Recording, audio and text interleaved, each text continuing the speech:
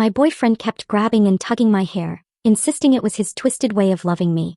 I stayed silent for far too long, until one moment changed everything and I made him lose his for good. He said it was just a joke, a way of showing affection. But every time he yanked my hair, a piece of me withered.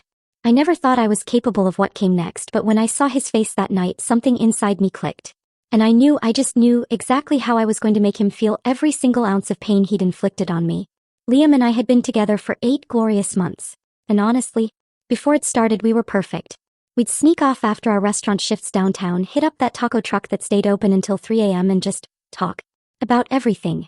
He was hilarious, always practicing his kitchen stand-up routines on me. Even my friends who were notoriously picky loved him. We were looking at apartments near the university, talking about moving in. His mom adored me, always inviting me to Sunday dinners. Everything felt like it was heading somewhere real, somewhere forever. Then February hit. We were at his place, wrapped up on the couch watching some comedy special.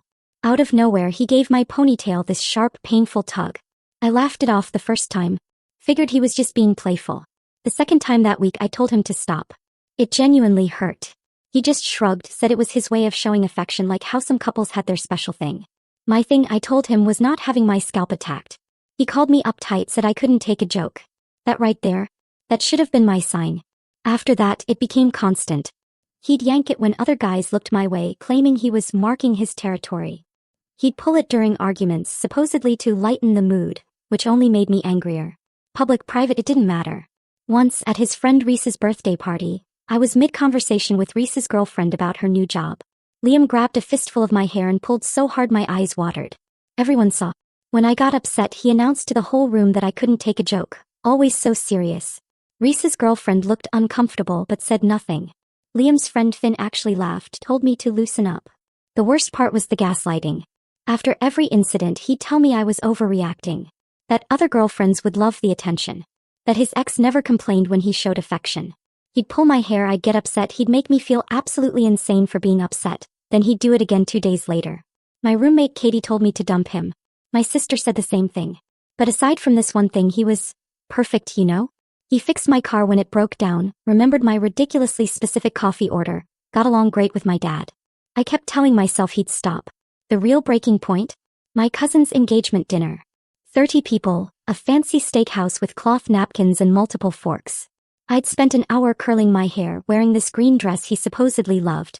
Halfway through appetizers, right as I was telling my aunt about my promotion, Liam reached over and pulled. So hard I yelled. The whole table went silent. My aunt asked if I was okay. Liam, he just laughed, announced we were just playing around, said I loved it rough. My cousin's fiancé looked at me like I was in actual danger. My mom pulled me aside in the bathroom later, her voice soft, asking if everything was all right at home. I wanted to sink into the floor and disappear forever. That night, I truly looked at him. Like really studied him while he slept. And I noticed something I'd always known but never truly thought about. Liam was completely obsessed with his hair. He had this elaborate morning routine with special shampoo he ordered from Korea, $40 a bottle. Coconut oil treatments every Sunday. He went to this specific barber, Marcus, across town every 2 weeks, wouldn't let anyone else touch it. Marcus's number was saved as an emergency contact in case he needed a last-minute trim. He constantly posted selfies showing off his thick, dark hair. He had more hair products than I did. His ex even mentioned once that his hair was the thing she missed most about him, which was weird, but now, it made perfect sense. He was more attached to that hair than anything else he owned. Including probably me. 3 days after the dinner, I went to his apartment. He was pulling a lunch shift. I still had my key from when I used to cat sit for him. I walked straight into his bathroom, grabbed that precious $40 shampoo bottle, and mixed in just enough hair removal cream to work slowly. Not enough to smell, not enough for immediate damage, just enough to cause gradual devastation over time. My cousin had done this to her cheating ex and it worked like a charm. I mixed it carefully, made sure the color stayed the same, and put it back exactly where I found it. On his shower shelf, nestled between his conditioner and face wash. Then I waited. And I played the perfect girlfriend. I kept my routine normal that first week. Showed up at his place, stayed over 3 nights just like we'd been doing for months. Every morning, I watched him step into that shower, heard the water running, knew he was lathering up with the doctored shampoo. While I made coffee in his kitchen, the cat would wind around my ankles and I'd scratch behind her ears, feeling this unsettling mix of anticipation and guilt, a feeling I pushed down deep. On Tuesday, we went grocery shopping. He grabbed my ponytail in the cereal aisle, yanking it back as he reached for his favorite brand. I bit my tongue and smiled, picturing his precious hair already breaking down at the follicle level, even if he couldn't see it yet. Friday night we were on his couch watching a cooking show. He did it again during a commercial break. That playful tug that made my scalp sting. I laughed, swatted his hand away, told him to cut it out, and he grinned like it was all so funny. Inside, I was counting down the days until the damage would show, until he'd finally understand what it felt like to have something you loved messed with over and over again. Around day 10, Liam started touching his hair more than usual, running his fingers through it while we ate takeout, frowning slightly like something felt off. One night, he stood in front of the bathroom mirror for a solid 5 minutes, turning his head different ways under the light. When he came back, he asked if his hair looked weird to me, less shiny or something. I glanced up from my phone and told him it looked exactly the same. Maybe he was just tired from all those double shifts. He nodded slowly, seemingly accepting the explanation. But I noticed him checking his reflection in every window and mirror we passed after that. The seed of doubt was planted, and I could see it taking root, making him second-guess what he was seeing. 2 weeks in, Liam sent me a photo of his shower drain at 8 a.m. The text read, "This seems like a lot of hair. Is this normal?"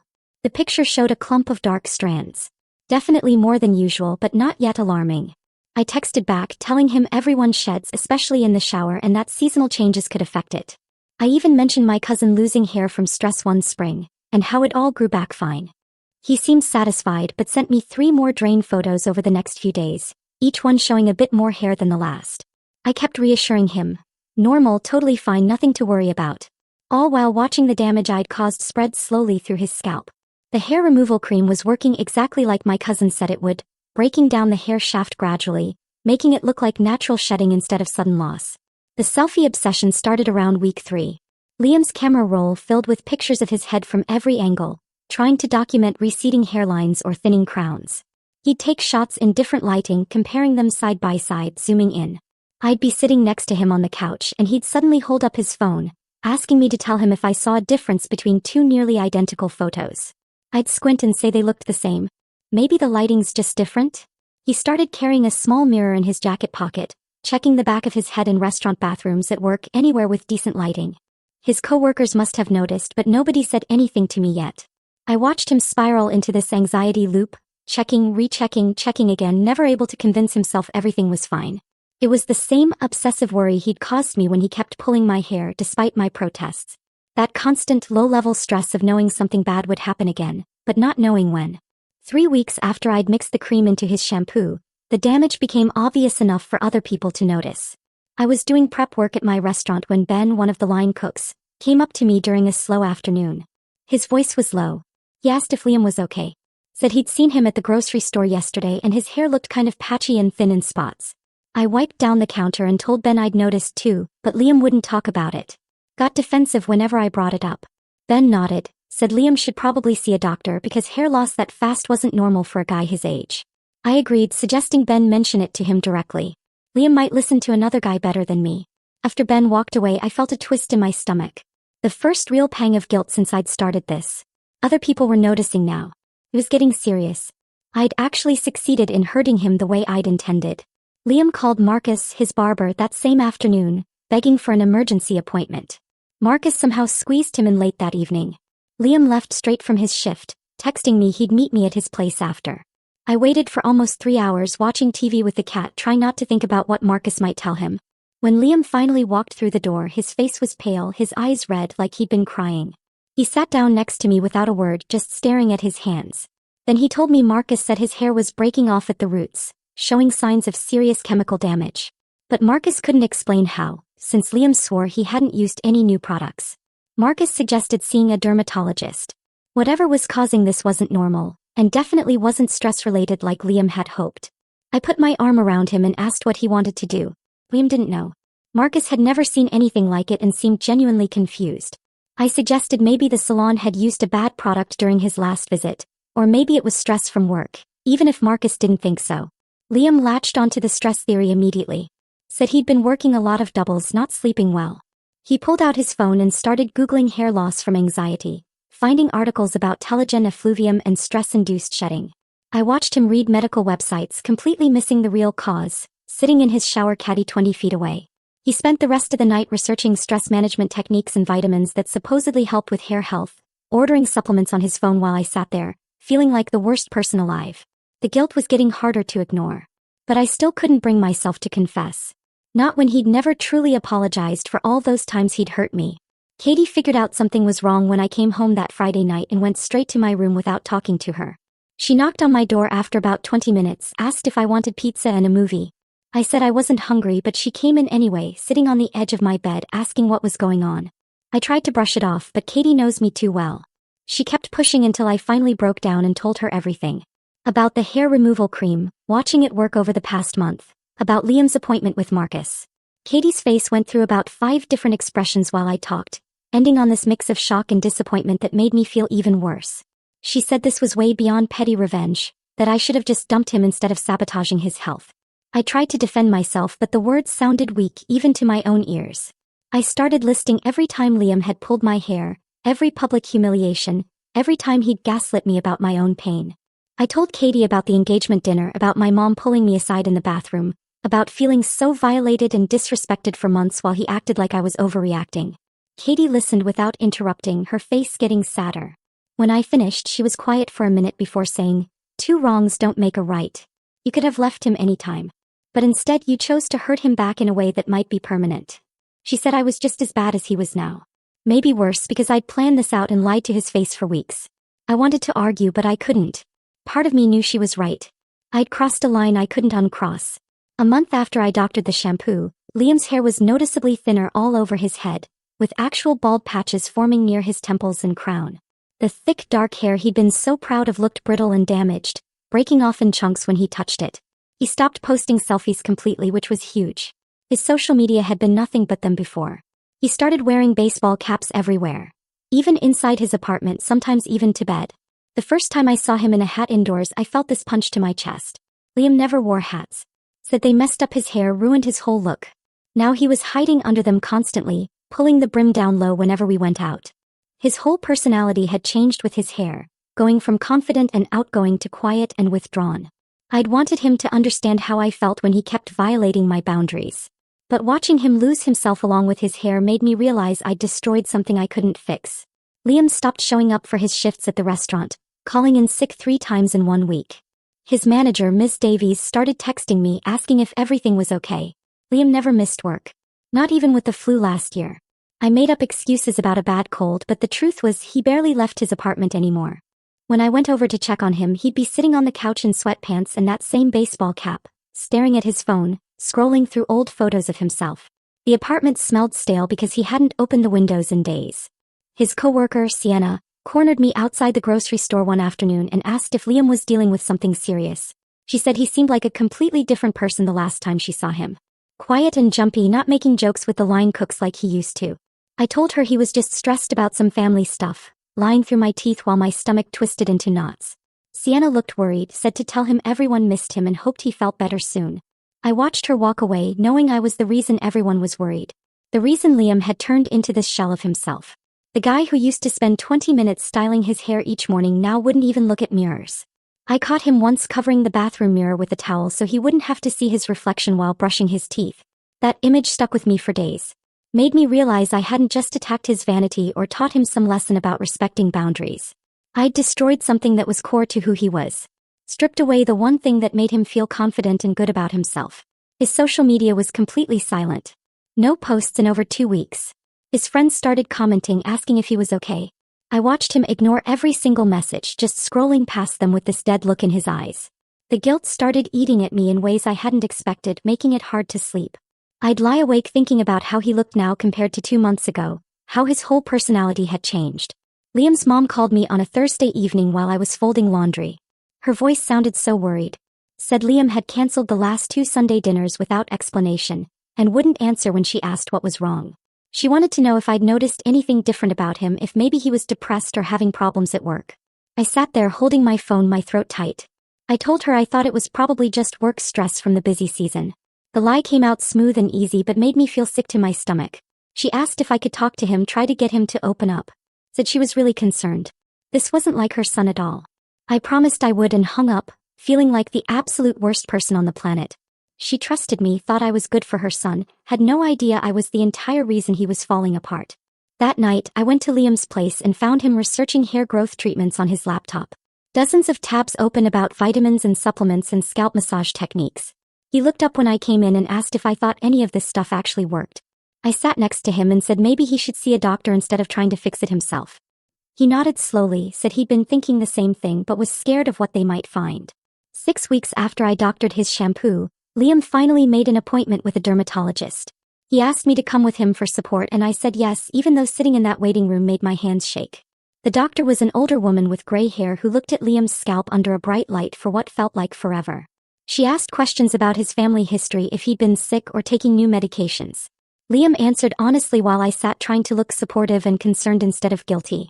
The doctor ordered blood tests for thyroid problems, autoimmune conditions, hormone levels, and something called alopecia.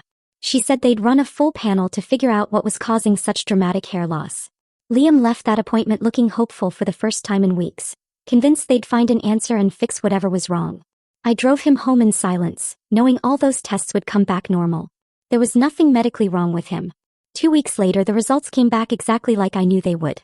Everything normal. Nothing that explained why his hair was falling out. The doctor seemed confused during the follow-up.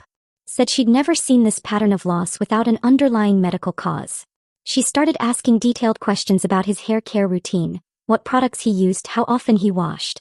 Liam pulled out his $40 shampoo bottle from his gym bag, the one I'd mixed the hair removal cream in weeks ago, and handed it to her. My heart started pounding so hard I thought everyone in the room could hear it. The doctor said she wanted to send the shampoo to a lab for testing, make sure there wasn't some contamination or bad batch. Liam agreed immediately, relieved they might finally have an answer. I sat there, frozen, realizing I'd never thought about them actually analyzing the shampoo. Never considered they might find traces of the cream I'd mixed in. I waited until Liam's next shift. Used my key to let myself into his apartment. My hands shook so bad I could barely get the key in the lock. I went straight to his bathroom and grabbed the shampoo bottle from the shower. The one the doctor had already seen and documented. I'd bought an identical bottle 2 days before. Same brand, same size. Another $40 I didn't really have. I switched them out fast, putting the fresh bottle exactly where the doctored one had been. The cat sat in the doorway watching me, her yellow eyes following my every move like she knew I was doing something wrong. I shoved the contaminated bottle into my purse and got out of there, my heart racing the whole drive home. When I got back to my apartment, I threw the doctored shampoo in a dumpster 3 blocks away. Wanted it as far from me as possible.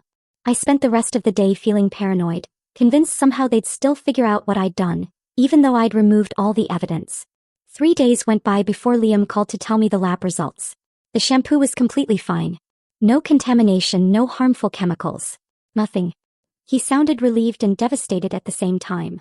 Glad his expensive shampoo wasn't the problem, but completely lost about what was causing this. I made supportive noises over the phone while my stomach churned, knowing I'd just gotten away with something, but feeling no relief at all. Liam said the dermatologist wanted to try some treatments anyway. Special shampoos and scalp treatments that might help stimulate growth, even without knowing the exact cause. He asked if I'd go with him to pick up the prescriptions. Of course, I said, anything to help. We spent 2 hours at the pharmacy and a medical supply store. Liam buying bottles and creams and supplements that cost hundreds of dollars. I watched him hand over his credit card for the 3rd time, and wanted to scream that none of it would work. That I'd already destroyed his hair follicles beyond what any treatment could fix. He was draining his savings trying to solve a problem I'd created, spending money he'd been setting aside for our potential move into a bigger place together. Every purchase felt like another weight added to the guilt I was already carrying. That night he showed me his credit card statement. Over $3,000 spent in the last month on treatments and doctor visits and special products. He laughed, but it sounded hollow. Said he'd have to pick up extra shifts to pay it off, but it would be worth it if something worked. I sat there, unable to speak, watching him plan his financial recovery from damage I deliberately caused. Katie invited me and Liam out for drinks with some of her friends the following weekend. I almost said no, but Katie gave me this look that meant she wanted to check on how things were going, see Liam's condition for herself. We met at this bar downtown where Katie's friend Megan works as a stylist. Megan showed up still in her work clothes, hair pulled back in a bun, and immediately noticed Liam's baseball cap. She asked if he was growing out an undercut or something, and Liam got quiet, said he was just having some hair problems. Megan's expression changed, got more serious, and she asked if she could take a quick look since she dealt with hair issues all the time. Liam hesitated but finally took off his cap in the dim bar lighting. Megan leaned in close, studied his scalp and the patchy areas, ran her fingers gently through what was left. She made this small noise in her throat, almost like recognition. Then she sat back and told Liam she'd seen similar damage before. The conversation moved on, but Megan kept glancing at Liam's hair when she thought no one was looking. Later, when Liam and Katie's boyfriend went to get another round, Megan pulled me aside near the bathroom. She spoke quietly.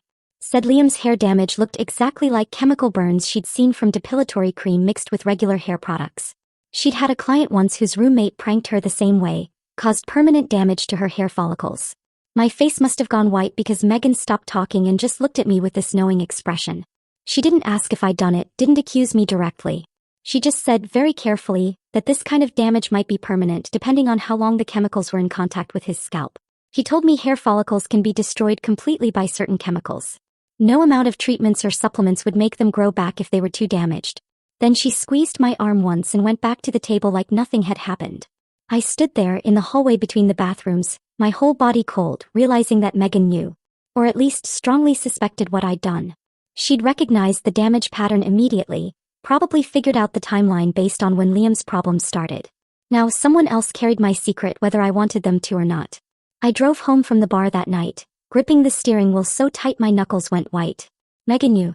Maybe she didn't have proof, but she'd seen enough chemical burns from hair products to recognize the pattern on Liam's scalp. I kept replaying her careful words about permanent damage, about follicles that might never grow back. She hadn't accused me directly, but the way she'd squeezed my arm and walked away felt like a warning. I got back to my apartment around midnight. Katie was already asleep. I went to my room and lay on my bed, fully clothed, staring at the ceiling.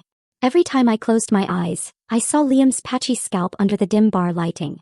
Saw Megan's knowing expression. I'd wanted him to feel what I felt when he pulled my hair in public. Wanted him to understand violation and humiliation. But making someone lose their confidence wasn't the same as teaching them respect. I just hurt him in a different way. Destroyed something he valued because he'd ignored what I valued. Around 3 a.m. I finally fell asleep and had nightmares about Liam going completely bald. About him finding out what I'd done and showing everyone photos of his ruined hair next to screenshots proving I'd done it on purpose. I woke up sweating at 6 and couldn't fall back asleep. 2 months had passed since I'd mixed that cream into his shampoo. Liam's hair had stopped falling out as dramatically, but what remained looked awful. Thin strands that broke if he touched them too much, patchy areas where his scalp showed through, an overall texture that reminded me of damaged straw. He'd gone from someone who spent 20 minutes styling his thick, dark hair every morning to someone who wore baseball caps everywhere and avoided mirrors. The confident guy who posted selfies constantly had deleted his social media apps. His whole personality had changed along with his appearance. We went to his apartment one evening to watch a movie, and I noticed he'd taken down all the photos from his walls, the ones where his hair looked perfect. He caught me looking at the empty spaces and said he couldn't stand seeing himself that way anymore. I asked if his hair was getting any better and he shook his head. Said the dermatologist told him the damage seemed to have stabilized, but the recovery would be slow. He didn't pull my hair anymore. Not once in those 2 months. But it wasn't because he'd learned to respect my boundaries like I'd hoped. He was too depressed to be playful at all. The guy who used to grab me and spin me around when I came through the door now barely looked up when I arrived. He'd stopped making jokes, stopped doing his kitchen stand-up routine, stopped suggesting we go out anywhere. We'd order takeout and eat in silence while some show played that neither of us really watched. His apartment felt heavy, like the air itself was sad. I realized one night sitting on his couch that I didn't recognize us anymore. This wasn't the relationship I'd been in 4 months ago. We barely talked beyond basic logistics. He barely left his apartment except for work, and even those shifts he'd started calling in sick for. I was carrying this massive secret that made my chest feel tight every time I looked at him. The guilt sat in my stomach like a rock, getting heavier each day. I'd thought revenge would make me feel better, would balance things out somehow. Instead, I just felt worse, trapped in this relationship where I had to pretend to be supportive while knowing I'd caused everything he was going through.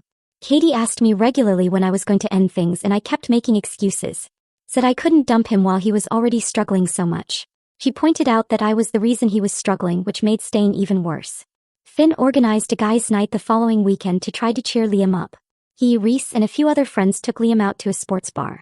I stayed home, hoping maybe being around his friends would help him feel more normal.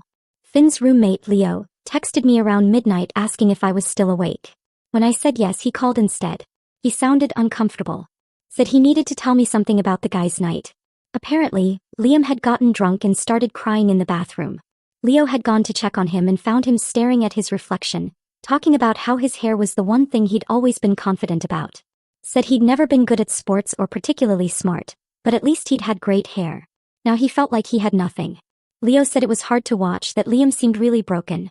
He asked if I knew what was going on with Liam medically, if there was something serious the doctors had found. I lied and said I didn't know, that Liam wouldn't talk to me about it much. Hearing that Liam had cried to his friends about his hair made something crack open inside my chest. I sat on my bed after Leo's call and felt physically sick. I'd wanted Liam to understand how his actions affected me. Wanted him to feel as small as I'd felt at that engagement dinner. But instead, I just destroyed him in a different way that had nothing to do with learning or growth. He wasn't thinking about respecting boundaries or considering other people's feelings. He was just sad and broken, obsessing over his appearance, the same way I'd obsessed over the pain in my scalp every time he yanked my hair. We'd both just hurt each other and learned nothing. I opened my laptop and started researching hair loss treatments, looking for anything that might reverse chemical damage. Most medical websites said the same thing. If hair follicles were badly burned by chemicals, the damage could be permanent. Some follicles might recover over months or years with expensive treatments, but others would never produce hair again. The only real solution for severe cases was hair transplants, which cost thousands of dollars and required multiple procedures. I found forums where people discussed similar damage from chemical accidents, and the recovery stories were depressing. Years of treatments with minimal improvement. I clicked through page after page, reading about scarred follicles and dead roots, about how some chemicals literally destroyed the cells that made hair grow. By 2 a.m. I'd learned more about hair biology than I ever wanted to know. And all of it confirmed what Megan had warned me about. I might have permanently destroyed Liam's hair. Liam mentioned during our next dinner together that he'd been researching hair systems. He showed me websites selling realistic hairpieces that attach to your scalp. Said they looked pretty natural in the photos. Then he asked me very quietly if I'd still be attracted to him if he had to wear one. His voice cracked a little. I looked at his face, at the hope and fear mixed together in his expression, and felt like the worst person who'd ever existed. I told him, of course, I'd still be attracted to him. That hair didn't matter. He smiled for the first time in weeks. Said he'd been scared to ask. Then he reached across the table and took my hand. Said I was being so supportive through all of this. I squeezed his hand back and wanted to disappear into the floor. Everything I said felt like a horrible lie. I told him I'd love him no matter what, which was technically true, but also completely false, because I was the reason he was sitting there asking if I'd stay with him through his hair loss. He teared up and came around the table to hug me. Said I was the only good thing in his life right now, that he didn't know what he'd do without me. I hugged him back and felt his shoulders shake slightly. Felt him holding on to me like I was keeping him from falling apart. The guilt was so heavy I could barely breathe. Katie cornered me in our kitchen 2 days later while I was making coffee before my shift. She'd been quiet around me for weeks, but now she looked angry. She said she couldn't watch this anymore. Couldn't watch me pretend to be Liam's supportive girlfriend while hiding what I'd done. Said it was making her physically sick to see me comfort him about a problem I'd created. I tried to defend myself. Said the situation was complicated, that I couldn't just confess now when he was already so fragile. Katie cut me off. That was exactly why I needed to either confess or break up with him. Watching me lie to his face every day while he thanked me for standing by him was too much. She said if I didn't tell him the truth or end things within 2 weeks, she'd tell him herself. She wasn't going to be part of this anymore. I stared at her, panic rising in my throat. I begged her not to say anything. Promised I'd figure out how to make this right. She shook her head. There's no making it right. There's only being honest or continuing to lie. 2 weeks. Then I'll tell him everything. I grabbed her arm before she could leave the kitchen. Please just give me more time. Katie pulled away. I've already given you months, Clara, while you played supportive girlfriend to someone you deliberately hurt. She asked how I could stand there every day watching Liam fall apart and not feel sick about it. I told her I did feel sick about it, that I could barely sleep anymore. She said then I needed to do something about it instead of just feeling bad. I promised her I'd figure out how to make it right within her 2-week deadline. Katie looked at me for a long moment and said she hoped I meant that, because she couldn't keep this secret anymore. It was eating at her too. She walked out of the kitchen and I stood there alone, feeling the walls closing in. That night, I lay in bed thinking about just ending things with Liam and disappearing from his life completely. I could break up with him, move to a different part of the city, block his number and let him think his hair loss was some random medical thing. He'd never have to know what I did. I'd never have to see the look on his face when he found out. It would be so much easier than confessing. But then I'd spend the rest of my life knowing I destroyed someone's confidence and self-image over something I could have just walked away from. I'd know I was the kind of person who hurt people and then ran away instead of facing what I'd done. The thought of carrying that secret forever made me feel hollow inside. 3 days later, Liam got a text from Reese asking him to be a groomsman in his wedding next spring. Liam stared at his phone for a few minutes, then put it down without responding. I asked if he was going to text back and he said he didn't know what to say. Reese's girlfriend reached out to me the next day and said Reese was really hurt that Liam hadn't responded. She asked if everything was okay between them. I said Liam was just dealing with some personal stuff. She said Reese really wanted Liam in the wedding party. They'd been friends since high school. I told her I'd talk to Liam about it. That night, Liam finally texted Reese back, declining the groomsman's spot. He said he appreciated being asked but didn't think he could commit to it right now. Reese called him immediately, asking what was wrong. I could hear Reese's confused voice through the phone, asking if this was about money or time off work. Liam just kept saying he couldn't do it and eventually Reese stopped pushing. After he hung up, Liam told me he couldn't stand the thought of being in wedding photos looking like this. He said he didn't want to ruin Reese's pictures by being the guy with patchy hair in every shot. He'd rather just attend as a regular guest and stay in the background. I watched him explain this and felt my chest get tight, knowing I'd taken away even this from him. The following week at work, I noticed Liam talking to Ms. Davies in the back office. They were in there for almost 20 minutes. When Liam came out, he looked upset and went straight to the walk-in cooler, where he usually went when he needed to be alone. Later, I asked one of the other cooks what that was about. He said Ms. Davies had offered Liam a promotion to shift lead, which meant more money, but also dealing with customers and training new staff. Liam had turned it down. I found Liam during his break sitting on the milk crates behind the restaurant. He was scrolling through his phone, not really looking at anything. I sat down next to him and asked about the promotion. He said he couldn't take a job where he'd have to be the face of the kitchen, where customers and new hires would be looking at him all the time. He said he could barely handle his current position where he mostly stayed in the back. The thought of being more visible made him anxious. I watched his entire life getting smaller because of what I'd done and wanted to throw up. 2 days later, Liam showed me a credit card statement on his phone. The total was over $3,000. I looked at the list of charges and saw appointment after appointment at different hair loss clinics, consultations with specialists, treatments that promised to restore growth, supplements that cost hundreds of dollars. He said he'd maxed out his card trying to fix whatever was wrong with him. He asked if I thought he should get another credit card to pay for the hair transplant consultation he'd been researching. I stared at that number, knowing he was going into serious debt trying to solve a problem I'd created. A problem that could have been solved by me just breaking up with him months ago. He was paying thousands of dollars because I'd chosen revenge instead of walking away. I told him maybe he should wait on the transplant consultation until he knew more about what was causing the hair loss.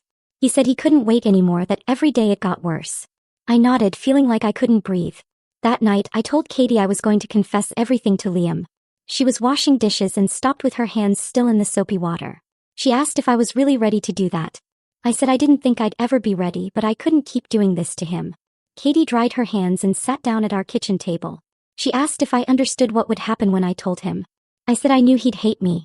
She said it might be more than that. What I did could actually be considered assault or poisoning. That Liam might want to press charges. I hadn't thought about legal consequences. She said even if he didn't go to the police, everyone we knew would find out. His friends, his family, our coworkers, everyone. I'd be the girl who sabotaged her boyfriend's hair because he annoyed her. That's how the story would get told. I said I knew all that, but I couldn't keep lying to him while he went into debt and turned down opportunities because of something I'd caused. Katie reached across the table and squeezed my hand. She said she was proud of me for finally doing the right thing even though it was going to be awful. I spent the next 3 days trying to write down what I wanted to say to Liam. I filled pages in my notebook with different versions of the confession. Some started with apologies. Some started with explanations about the hair pulling.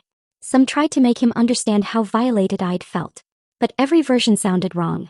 The ones that focused on apologies seemed too defensive, like I was more worried about how I looked than what I'd done to him. The ones that explained the hair pulling first sounded like I was making excuses, like I thought his behavior justified mine. The ones that were just straightforward facts sounded cold and dramatic, like I was confessing to murder. I rewrote it over and over but couldn't find the right words. Finally, I realized there was no good way to tell someone you deliberately destroyed something they loved. There was no version of this conversation that would make me look like anything other than exactly what I was. I texted Liam, asking if we could meet at his apartment when we were both off work. He responded right away saying yes and asking if everything was okay. I said I just wanted to talk about some stuff. He sent back 3 texts in a row saying he'd been wanting to talk too, that he'd been thinking a lot about our future, that maybe it was time to seriously look at apartments together again. He said he knew things had been hard lately with his hair situation, but he didn't want that to stop us from moving forward. He sent a link to a 2-bedroom place near the university district that had just been listed. My stomach dropped reading his messages. He thought I wanted to meet to talk about moving in together. He was excited. I put my phone face down on my bed and tried not to cry. The day of our meeting, I got to Liam's apartment first. He'd cleaned up.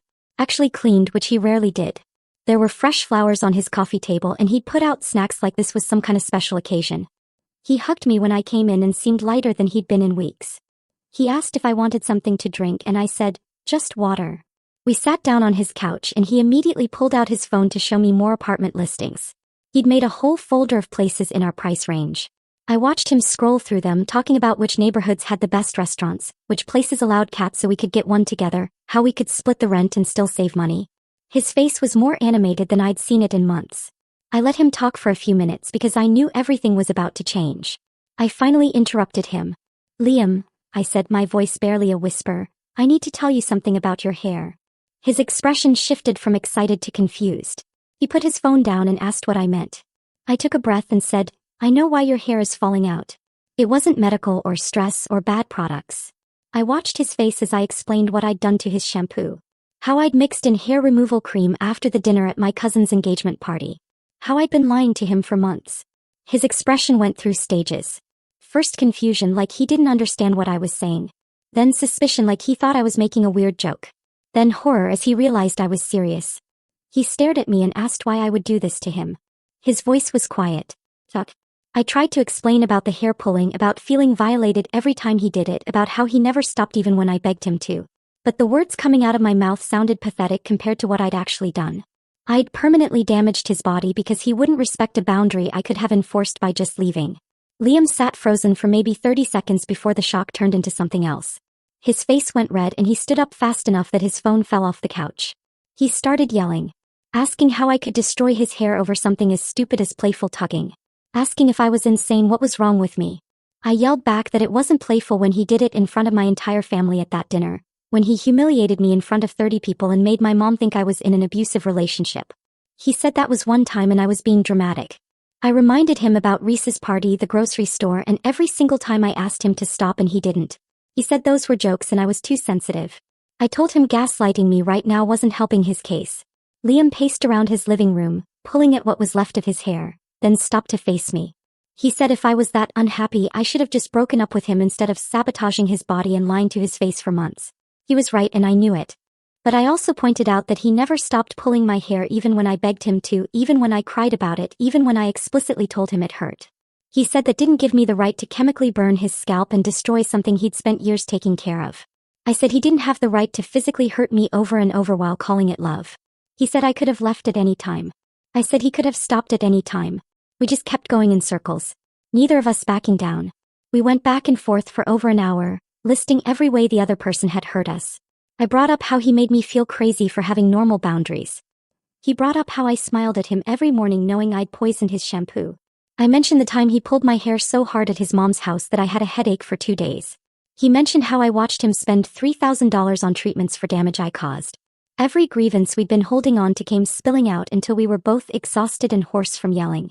Liam finally sat back down on the couch and put his head in his hands. He said the hair pulling was wrong and he should have stopped the first time I asked him to. He said he knew he'd crossed lines and ignored my boundaries and that made him a bad boyfriend. But then he looked up at me and said nothing justified what I did in return. That I'd become just as toxic as he was. Maybe worse because I'd planned it out and executed it over months. Liam stood up and walked to his door. He opened it and told me to get out of his apartment and never contact him again. His voice was quiet now instead of angry, which somehow felt worse. He said he was going to tell everyone we knew what I did, and I deserved whatever social consequences came from that. He said his mom would be devastated, his friends would hate me, and everyone at work would know I was the kind of person who could do something this cruel. I grabbed my purse and walked to the door. I wanted to say something that would make this better, but there was nothing left to say. I destroyed his hair and he destroyed my sense of safety in the relationship, and we'd both failed at being decent people to each other. I left Liam's apartment knowing our relationship was completely over, and that I was about to become the villain in everyone's story. Katie was waiting at our place when I got home. She took one look at my face and just hugged me while I cried. I told her everything that happened and she didn't say, "I told you so." Even though she'd been right about all of it. She just held me on our couch and let me fall apart. I cried for an hour straight thinking about how I'd let myself become someone who would deliberately hurt another person like that. Katie eventually made me tea and we sat in silence because there was nothing she could say to make me feel less horrible about myself. Over the next week, Liam told his friends and family what I did. His mom called me on Tuesday crying, asking how I could hurt her son like that after she'd welcomed me into their family. I tried to explain about the hair pulling, but she said that didn't matter, that what I did was unforgivable and she never wanted to see me again. Finn sent me a text calling me a psycho and saying I was lucky Liam wasn't pressing charges. Reese's girlfriend unfollowed me on all social media without saying anything. I watched my follower count drop as more people heard the story and decided I was the bad guy. Liam's version of events spread through our social circle fast, and I didn't even try to defend myself because what defense was there really? My own friends split on how to react. Katie stayed firmly on my side, saying Liam had it coming after the way he treated me. My sister said I went way too far and should have just left him instead of getting revenge. Some friends from college said they understood why I snapped, but wished I'd handled it differently. Others stopped responding to my messages entirely. I felt completely isolated watching people I'd known for years take sides like this was some kind of war. The worst part was knowing that both versions of the story were true. Liam had violated my boundaries repeatedly, and I had deliberately destroyed something he loved. We were both wrong and both right, and the truth was just messy and sad. Ben caught me after my shift on Friday. He stayed neutral but told me Ms. Davies needed to talk to both me and Liam because the drama was affecting the workplace. Other co-workers had taken sides and it was creating tension during shifts. Some people wouldn't work the same stations as me anymore. I'd heard through another server that people were avoiding Liam too, asking not to be scheduled with him. Ben said Ms. Davies was worried about the hostile work environment and needed to mediate before it got worse. I thanked him for the heads up and went home feeling sick about how far this had spread. Ms. Davies called us both into her office on Monday before the dinner shift. Liam sat on one side of the small room and I sat on the other as far apart as we could get. Ms. Davies looked tired and frustrated. She said she didn't care about our personal drama, but it was affecting the restaurant and that couldn't continue. She made us agree to stay professional at work and keep our personal issues out of the building. We both nodded and agreed because we needed these jobs and couldn't afford to get fired. Liam wouldn't look at me the entire meeting. When Ms. Davies dismissed us, he left first and I waited a few minutes before going to clock in. It was awkward and painful but necessary. I knew we'd have to figure out how to work in the same building without speaking to each other. I heard through Katie, who heard through someone else, that Liam started seeing a therapist to deal with the body image issues and betrayal trauma. Part of me felt guilty that I'd caused damage serious enough that he needed professional help. Another part of me felt relief that he was actually getting help instead of just spiraling. I wondered if he told his therapist about the hair pulling, or if he only talked about what I did to him. I wondered if therapy would help him understand why ignoring someone's boundaries over and over was its own kind of violation. But mostly I just felt sad that we'd both hurt each other so badly that we needed other people to help us process it. I scheduled my first therapy appointment the week after everything blew up at work. Found someone who specialized in relationship issues and conflict resolution. Figured I needed professional help understanding why I'd chosen revenge over just walking away. The therapist's office was in this older building near the arts district. Lots of plants in the waiting room and soft music playing. Her name was Dr. Anderson and she had this calm way of asking questions that made me feel less like a terrible person. I told her everything during that first session. The hair pulling and the gaslighting and what I did to his shampoo. She didn't judge me or tell me I was right or wrong. Just listened and asked me to think about what I was really angry about. Over the next few weeks we worked through all of it. How I'd felt violated by someone who claimed to love me. How I'd wanted him to understand that feeling by attacking something he loved. Dr. Anderson helped me see that both things could be true at the same time. That Liam violated my boundaries repeatedly and I responded by violating his body and trust. She asked me why I stayed so long after the hair pulling started, and I had to admit I kept making excuses because everything else seemed good. That was the hard part. Realizing I'd ignored major red flags because I didn't want to admit the relationship was broken. We talked about why revenge felt satisfying in the moment but didn't actually heal anything. It just created new damage for both of us to carry. 3 months after I confessed everything to Liam, I ran into him at the grocery store on a Sunday afternoon. I was grabbing ingredients for dinner and turned the corner into the produce section, and there he was, picking through avocados. His hair had grown back some, but it was still thin and patchy in spots, shorter than he used to keep it. He looked up and saw me, and for a second we just stared at each other. Then he nodded once and went back to the avocados like we were strangers who'd made brief eye contact. I grabbed what I needed from a different area and was heading to check out when he appeared in line behind me. We didn't speak until we were both outside in the parking lot and he said my name. I turned around. He looked tired, older somehow. He asked how I was doing and I said I was okay, going to therapy, trying to work through everything. He said that was good. I asked how his hair was doing.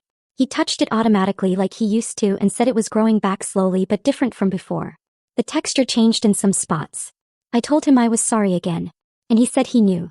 We stood there in the parking lot with our grocery bags and all this history between us, and I realized I didn't blame him for being cold. I destroyed something he loved, and no amount of apologizing would fix that. Liam mentioned he was moving to a different city for a better job opportunity, some kitchen manager position at a restaurant group in Portland. He said he needed a fresh start somewhere people didn't know about his hair situation or what happened between us. I understood that completely. How staying here meant always running into people who knew the story, always seeing the judgment in their eyes. He'd already given notice at his current job and was packing up his apartment next weekend. I asked when he was leaving and he said 2 weeks, already had movers scheduled and everything. He looked relieved talking about it, like the move represented escape from all this mess we'd created. I told him Portland was supposed to be great for restaurant work and he nodded but didn't really engage. We were just filling silence at that point. Two people who used to know everything about each other now struggling for basic small talk. I apologized again for what I did.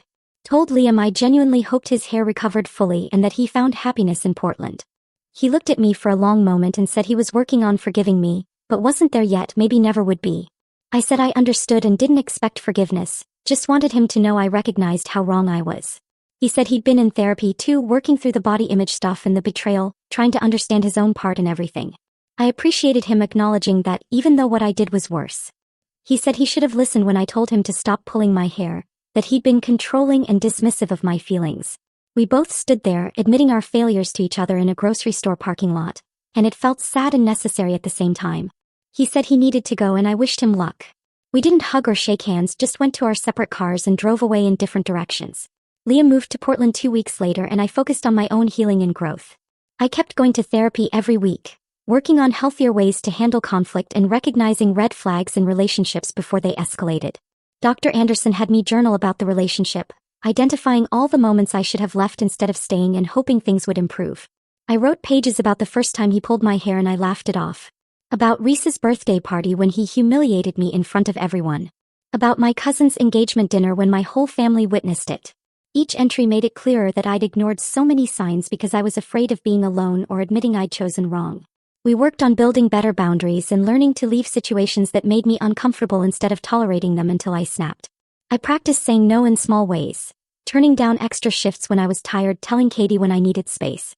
It felt strange at first, prioritizing my own comfort. But Dr. Anderson said that was exactly what I needed to learn. Katie and I had long conversations about the whole situation over the next few months. We'd sit in our living room with tea or sometimes wine and just talk through everything that happened. She admitted she understood why I snapped after months of Liam ignoring my boundaries and making me feel crazy for being upset. She said watching him pull my hair in public and then gaslight me about it made her furious, that she'd wanted to confront him herself multiple times. But she still thought I should have chosen differently. That revenge just made me as toxic as he was. I agreed with her.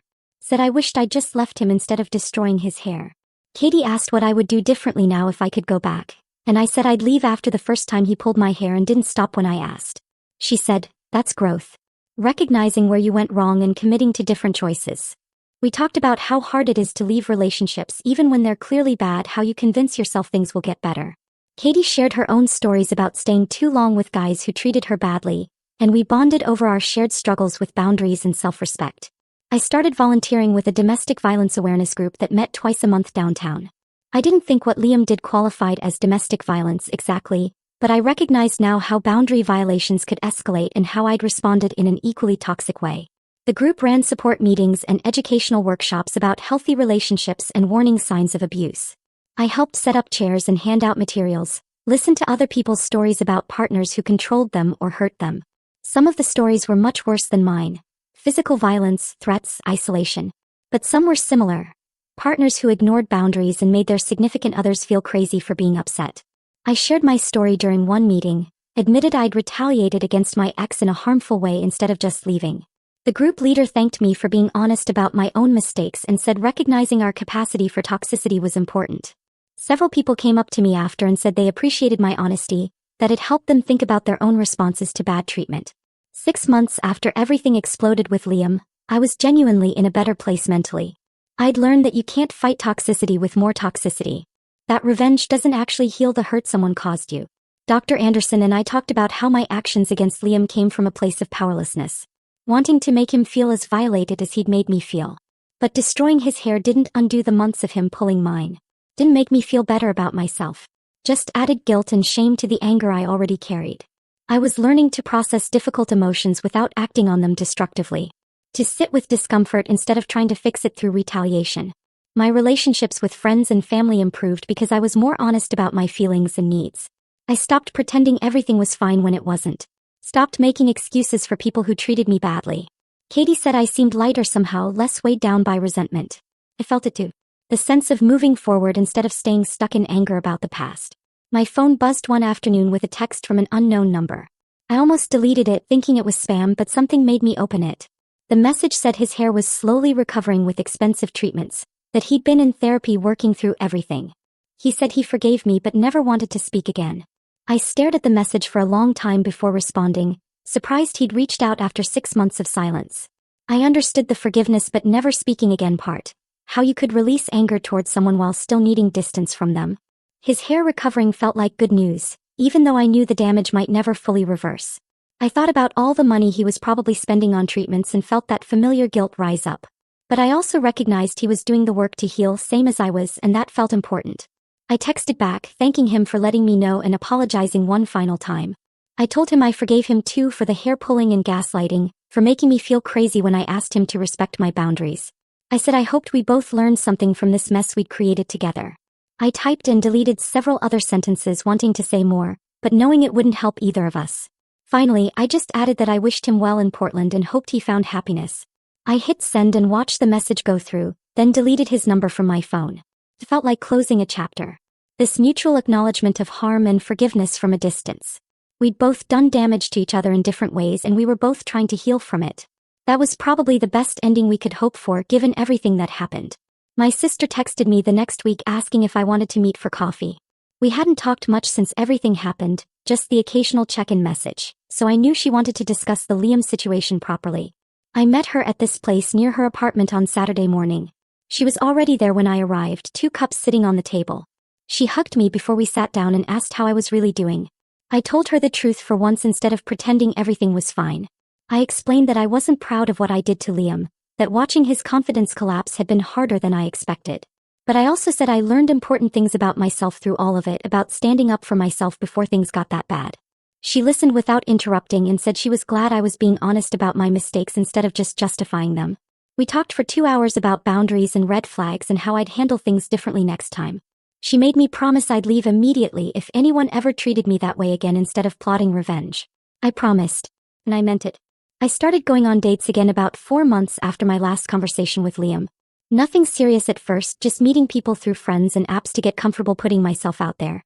I was way more careful this time about watching for warning signs. The first guy I went out with more than once was someone Katie knew from her gym. Third date, we were at his place watching a movie and he put his arm around me in a way that felt too tight, almost possessive. Old me would have ignored it or made excuses, but new me pulled away and told him directly that I didn't like how that felt. He got defensive and said I was being dramatic. I left right then and didn't respond to his texts after. Katie said she was proud of me for enforcing my boundary immediately instead of giving him chances to do it again. A year after everything exploded with Liam, my life looked completely different in good ways. I got promoted to shift supervisor at work, which came with better pay and less stress. I was dating someone named Daniel who I met through my volunteer work. He actually listened when I talked and never once made me feel bad for having boundaries. We'd been together 6 months and he still asked before touching my hair, even just to tuck it behind my ear. I told him about the Liam situation early on because I wanted to be honest. He said he understood why I snapped but was glad I learned from it. My therapy sessions went down to twice a month instead of weekly. Katie and I were planning a trip to visit my sister. I felt stable and happy in ways I hadn't in years. I still think about Liam sometimes when I'm doing random things like grocery shopping or driving past his old neighborhood. I hope he's happy wherever he ended up in Portland, that his hair recovered enough that he feels confident again. What we did to each other was ugly and painful and brought out the worst in both of us. He violated my boundaries repeatedly and made me feel powerless. I destroyed something he valued and lied about it for months. We both caused real damage to another person instead of just walking away. The whole experience taught me that revenge doesn't actually fix the hurt someone caused you. It just creates new hurt for everyone involved. You can't fight toxic behavior with more toxic behavior and expect to feel better about yourself after. I learned that lesson the hard way. Have you ever been pushed to your limit like this? Or have you found yourself in a situation where you had to choose between walking away and fighting back? Tell me in the comments below what would you have done.